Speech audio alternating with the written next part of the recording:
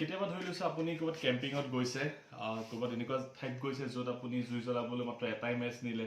আপুনি যদি চিগাৰেট খায় বা আপুনি যদি বিড়ি খায়, তেতিয়াহ'লে আপোনাৰ জ্বলাবলৈ মেচ অকল এটাই নিছিলে, বা আপুনিতো ৰান্ধিবলৈও মেচ অকল হয়তো এটাই নিছিলে, মানে আমাৰ মেচ বক্স। আৰু তাত কাঠিও মাত্ৰ কেইটামান আছিলে, আৰু ধৰি লওক ভুলক্ৰমে সেই কাঠিকেইটা পানীত পৰি গ'ল।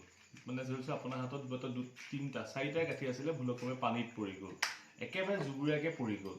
তেতিয়াতো আপুনিতো হাইৰাণ হৈ যাব যে এতিয়া কেনেকৈ জুই জ্বলাম, কেনেকৈ ভাত ৰান্ধিম, কেনেকৈ খাম। যদি আপুনি মানে ধূম্ৰপানকাৰী হয়, তেতিয়াতো আপোনাৰ ডিঙি শুকাই যাব। এতিয়া কি হ'ব, মই কেনেকৈ চিগাৰেট খাম বা বিড়ি খাম।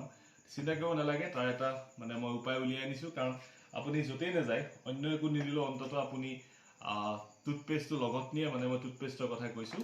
এতিয়া আপুনি কি কৰিব, সেই মেচ ষ্টিকটো যিটো অলৰেডি মানে শিকি গৈছিলে, ৱেইট আছিলে, সেইটোক আপুনি প্ৰথম অকণমান মোহাৰি ল'ব। মোহাৰি লৈ পেলাই তাৰপিছত ওপৰ খাৰটো নোমোহাৰিব, কিন্তু তাৰ উডেন পাৰ্টটো মোহাৰিব। তাত কি কৰিব, অলপ টুথপেষ্ট এনেকৈ লগাই ল'ব, অলপ টুথপেষ্ট লগাই ল'ব, অলপ টুথপেষ্ট চাফিচিয়েণ্ট হ'ব। টুথপেষ্ট অলপ লগাই ল'ব, লগাই লৈ পেলাই এনেকুৱা কাপোৰ এখনে, শুকান কাপোৰ এখনে তাক মচি নিদিব, এনেকৈ টিপি টিপি পেলাই চেষ্টা কৰিব যাতে টুথপেষ্টখিনি মানে তাৰপৰা এৰাই আহে, যিখিনি আমি টুথপেষ্ট লগাইছিলোঁ। এতিয়া চাওঁ ই জ্বলিবনে নজ্বলে। মই এটা মেচ বক্স লৈছোঁ, জ্বলি গৈছে। দেখা পালে তিতি যোৱা মানে যিটো আমাৰ মেটষ্টিক আছিলে, জ্বলি গৈছে। মই আৰু এডাল মেটষ্টিক লৈ চাওঁ যিটো তিতি আছিলে। মই আকৌ তাক একেধৰণে মোহাৰি লওঁ, মোহাৰি লৈছোঁ একেধৰণে। আকৌ এটা মেটষ্টিক লৈছোঁ,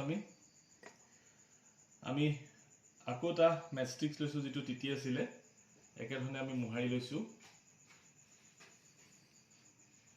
এতিয়া আমি তাত টুথপেষ্ট লগাই ল'ম, ঠিক আছে। এতিয়া আমি কি কৰিম, একেধৰণে মচিম, একেধৰণে মুচিছোঁ। এতিয়া চাওঁ জ্বলে নে নজ্বলে। জ্বলি গ'ল, বিংগো। এটা নতুন মানে ট্ৰিক, যে তিতি থকা মানে কেনেকৈ আমি মেটষ্টিক জ্বলাব পাৰোঁ। আচলতে কি হৈছিলে, মেটষ্টিকটো যে জ্বলি গৈছিলে, তেতিয়া ইয়াৰ খাৰখিনিৰ ওপৰত পানী জমা হৈ গৈছিলে, ফলত আমাৰ এনেকৈ মাৰি দিলে হয়তো নজ্বলিবলৈ আছিলে। কিন্তু আমি টুথপেষ্টটো দি দিয়াৰ লগে লগে টুথপেষ্টটোত যথেষ্ট পৰিমাণে এটা শোষক পদাৰ্থ বুলি ক'ব পাৰি, পানী এবজৰ্ব কৰি ল'ব পাৰে। লগতে আমাৰ টুথপেষ্টটোতো কিছু পৰিমাণে ফচফৰাছ থাকে, আৰু ইয়াতো ফচফৰাছ আছিলে।